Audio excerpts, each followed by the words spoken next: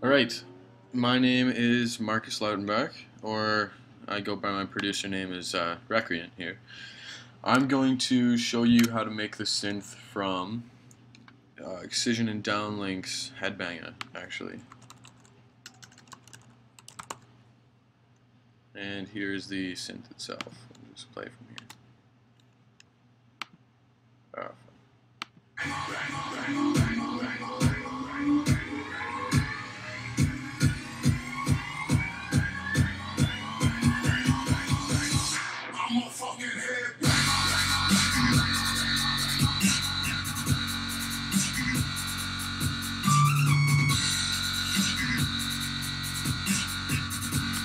So basically, it's just that really meaty synth that you hear, like the first sound you hear when the drop hits.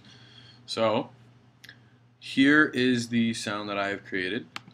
Oh shit, that's gonna open. I'll just close it when it does.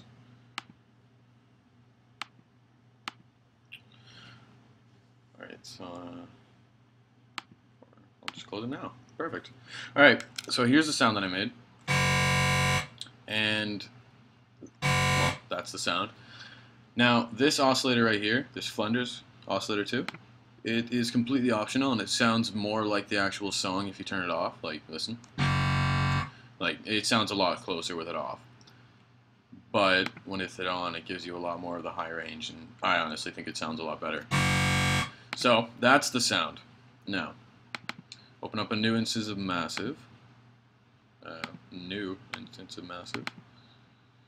Okay. Now, we're going to start with the oscillators. So oscillator 1, we're going to set it to Dirty Throat, and we're going to bring the wavetable to about here. Bring the intensity to just below 3/4, and drop the pitch of it 2 octaves. 2. So that's what you have so far, just a not very good sounding bass. Second oscillator, we're going to turn it on to Flender's 3. Oh, I forgot. Oscillator 1, set this to bend down. There. Sorry for not mentioning that. Alright, turn this up to just below. Actually, no, we'll just max it out. Turn both of these up, leave this just below max. Leave it and drop it 2 pitches. There. So that sounds pretty damn terrible. Now, third oscillator, I'm going to set it to Groan 3. Put the wavetable just below half, like that. The intensity we'll leave alone, and the amp will turn up and drop it to about there. And yet again, we'll drop this 2 pitches. Now, that sounds pretty terrible. So, we'll put phasing on oscillator 2 to give it more punch. We'll turn the phasing to just about there, 2/3, and we'll drop it 1 octave. Right, so that's that, and we'll just bring this up so it doesn't lose that much volume. Alright, and now we're going to move on to insert 1. Insert 1 we're going to set to a hard clipper, so you'll need massive 1.1.5 to actually make this sound. Bring the drive up to just about the middle, and the dry wet to just above 1/4. Insert 2 we're going to set to parabolic shaper, and bring the dry wet to about half, and put the drive just above half. So there's like the meat of your sound right there, is without any filters or FX or even change to the voicing. That's how basic this sound is. Alright, so we'll go to voices, and obviously since it's supposed to be a more powerful bass, we'll turn up the voices. Give it more of a gritty feel to it. And you wouldn't want more instances of this playing at once than one, so we'll just set it to monophonic and legato with the glide all the way off, because glide would be dumb with this kind of a synth. So, filter 1, we're going to set it to band reject, and we'll turn the cutoff just below half, bandwidth to about there, and resonance to about there.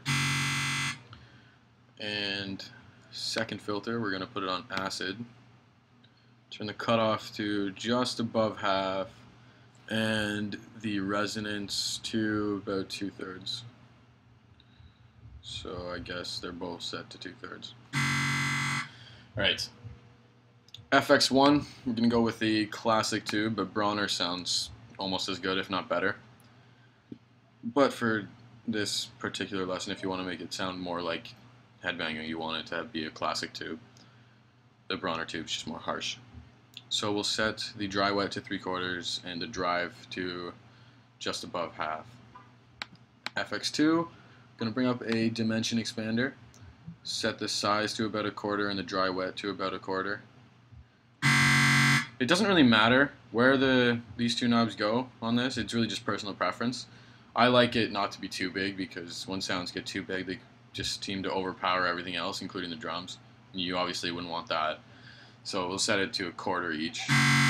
It still sounds really full and nice and, well, thick and good. So we'll leave it to that. And EQ, this is where you get that really low mids kind of feel. So we're going to leave the low shelf and the high shelf alone and boost the low mids just a little. And now that's done. Take the first envelope, put it right there, turn this down just that much, just a little thing, little 2 ticks. Take this, bring it to about under the D, and then just push the decay level all the way up. Just so it has a bit of sound to start it off. Alright, so there's that. And one thing I wanted to show you as well is this patch actually sounds a lot better when you layer it with a sub bass like this one. Obviously every patch sounds better with a sub bass layer, but this patch itself doesn't have enough bass to actually carry it out and make it sound like the original song. So I'll show you my sub bass patch as well. So we'll open up another instance of Massive and just keep it on the square saw 1. Drop the wavetable all the way and the intensity all the way. So you just have a nice little pop.